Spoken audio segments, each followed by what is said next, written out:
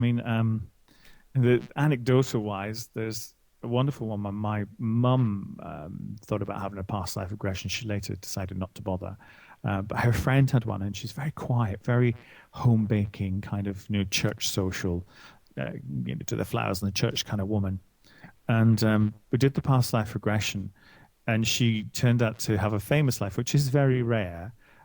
But she was Boudica, Boudicca.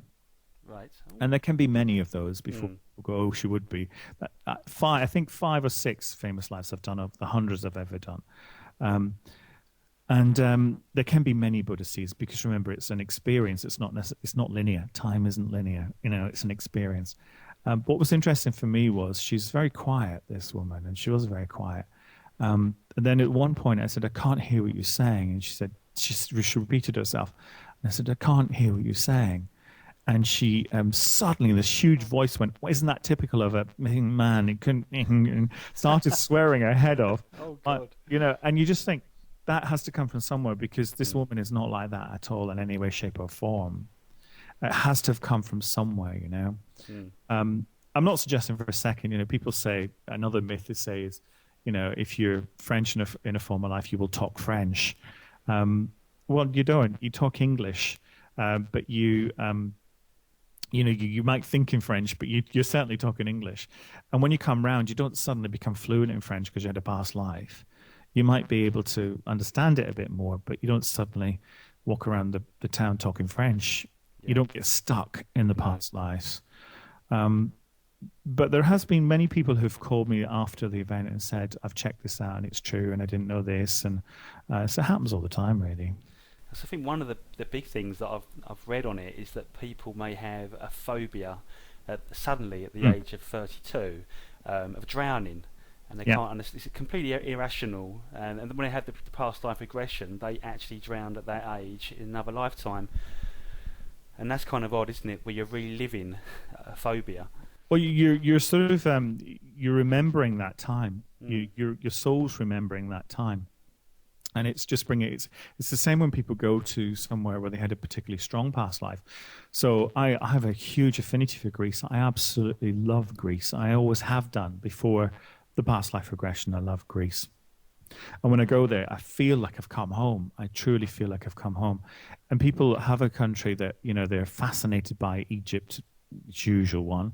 But that was 5,000 years in time. So, most of us will have been there at some point. People are fascinated by the world wars to a point where they are dressing up on a Friday, you know what I mean? Yeah. Because they're so obsessed, or the 50s, or things like, the Titanic. They're obsessed with the Titanic, things like that, So I agree with you, and it shows itself in our lives. Your past lives show themselves. I have things around my house now that I've recognized. I've been attracted to them because of past lives, statues of Buddhas. I have Greek statues. I have various bits and bobs around the house. Because I always wonder about geniuses who can play music. Like Mozart was able to compose music at a really young age. So surely he must have been already accomplished in another life, if you like, Yeah, it makes sense. That makes absolute sense to me that he more than likely was, Yeah, but who's to say, are we having these lives in sequence, or are we having all these lives perhaps, as they say, all at the same time? The same time. That's the web theory, where you sit in the middle and there's lots of strands around you going to, if you like, times on a wheel, and all the strands are of your different beats. I couldn't answer that one. I can't for the last person say, well, that's definitely not true, or that is absolutely the truth. And that's the mystery of it. That is the key to it all. Is it's a mystery. It's supposed to be a mystery, because you're putting together, by searching, you're putting together the story of your own soul. And I think that's what people need to realize, particularly with past life work. Fascinating to talk about it. Great dinner party conversation. Great theme for a party if you've got lots of friends who are into spirituality. Come as your past life. Great theme for a party. But ultimately, there'll be 15 Cleopatras and 14 Napoleons. Ultimately, it's about your soul. It's about understanding yourself more. I mean, how many past life regressions have you done? For other people or for myself? Well, actually, I mean, how many have you done for yourself and perhaps other people? I've done, but I've personally had over 25 past life regressions myself. So not on yourself, but someone helping you to go into that state. Yeah, well, some I've done myself. I mean, as you become more advanced and you trust the information more, you can do them yourself, and you can certainly visit the Akashic records. You know, the past life section of the psychic course, there will be a meditation on there to visit the Akashic records. And you can certainly do that on your own and get information from past lives. But as far as doing past life for other people, I think I've lost count really on that one. I don't keep count anymore. Have you come across anything that's just mind blowing? Oh, lots of things. I think probably the most well, you can't say weird because that's not true. They're all, they all have their moments. A few that come to mind is one. It was an alien. Tell me about that one. Yeah, someone had a past life regression. A very nice guy, a young couple came. She had her regression, and then he had his. And as he started to go into the regression, really, you're not out of it. They're completely compass mentis. You can say, "Do you want a cup of tea?" while they're fighting a battle, and they go, "Yeah, I'll have 2 sugars." Let's just get on with this. You're not that far gone. Brilliant. And he started to shake and tremble, but in a kind of like he really trembled. Almost like he was moving backwards, forwards, and up and down at the same time, And I was actually starting to think, I'd never seen this before, and I didn't understand what was going on. I was thinking, oh my God, I'm going to lose one, And he started to go into the regression and talk about seeing lights and seeing light beings, and then he saw one being, and I asked him who he was. And there was a pause, and when you do regressions, if any of your listeners do them, they will understand that you see and feel with the client. That's where you're supposed to be, but alongside them, really. And I knew it was his brother. I mean, his brother in that life, because he was the same kind of light being. And he said, "It's my brother." And I asked him to put his hand up, and he saw his hand was light.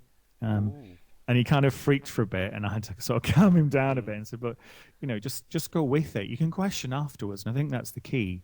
Yeah. If you're having a past life regression, it doesn't matter if there's 5 llamas, 14 dancing girls, and 65 aliens all trumpeting your name. It doesn't matter what's happening. You have to go with it, then question it later. And he did that. And actually, it made sense to him later on because he kind of felt that he was always on the outside.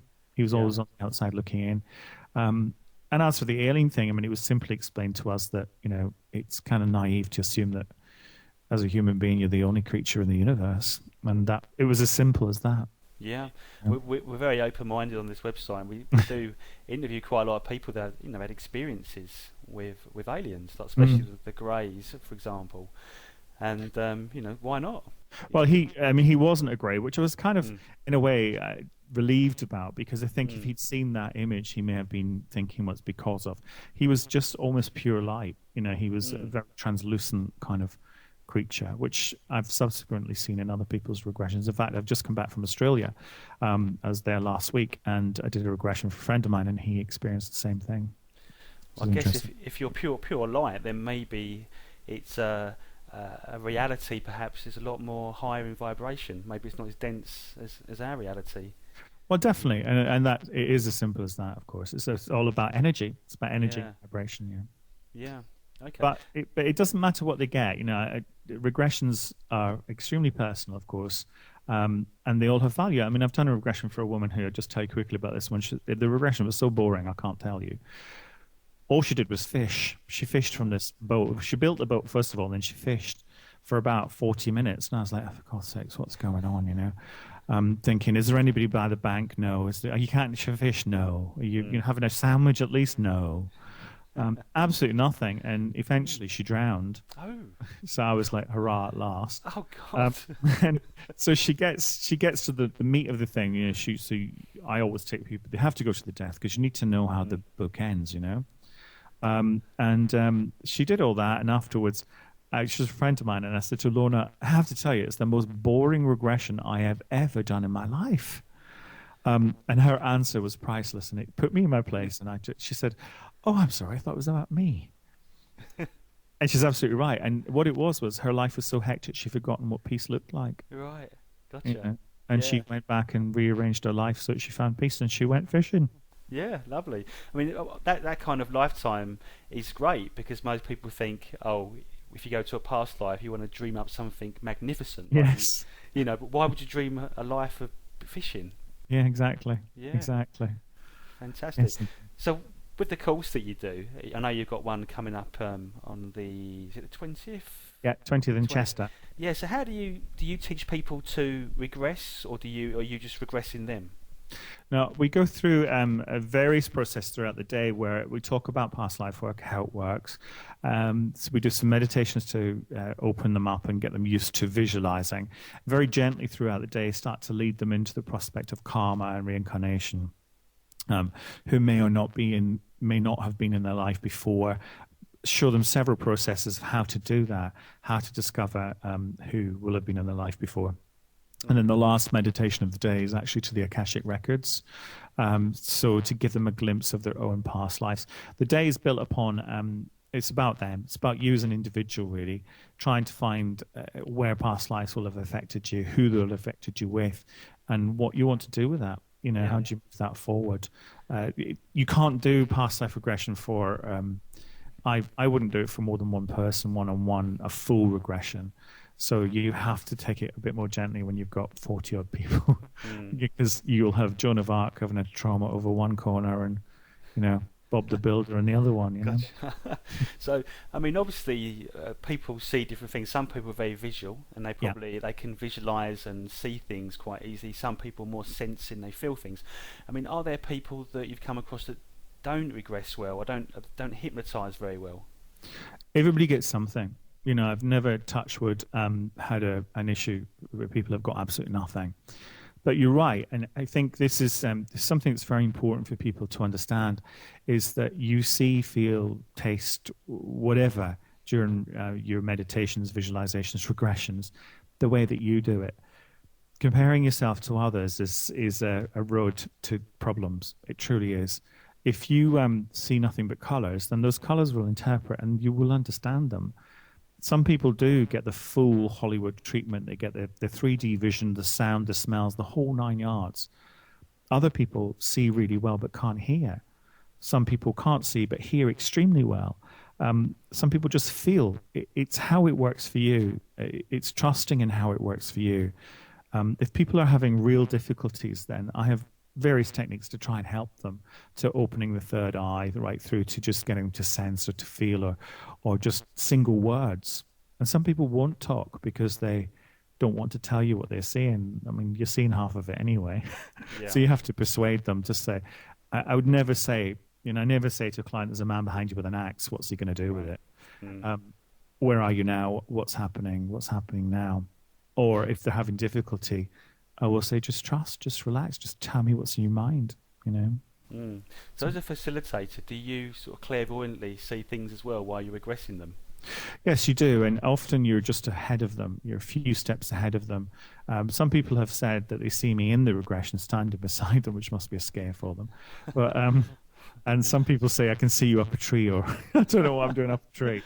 But some people are aware of you in there, but I do see just ahead of them, and that's really for it's so that I know what's coming. So if it's a difficult regression, and some are, that I'm aware and I'm ready just to help them with extra energy and help protection and and some healing. I use Reiki and send the symbols backwards, and that sort of anything you can do. And no regression, no two regressions are the same. Somebody will need a lot of healing and perhaps maybe not so much vocal. Other people will need just to talk and talk. Some people will need to scream. Some people need to cry. Some will need to laugh. It's individual, really. Yeah, it is a very emotional thing. Very. I have had a regression. I'm one of the people that see colours. I don't actually see the whole 3D thing. Unfortunately, the first time I had it done, I was really disappointed, and the therapist gave me my money back. He felt so bad. But then I knew that I was a more clairsentient person. I've always felt and sensed rather than seen. Yeah. And so the next time I went to see a different therapist, and I just let the colours come to me. Well, colour's the first language of the astral world. It's the very first language. The first thing lots of people see is colour. You know, it's and some people would be highly delighted to get that far, let me tell you. But it is the first language, and it can tell you so much. Yeah, exactly, yeah. Wow, absolutely fascinating. So you got any other sort of past life stories? I think one of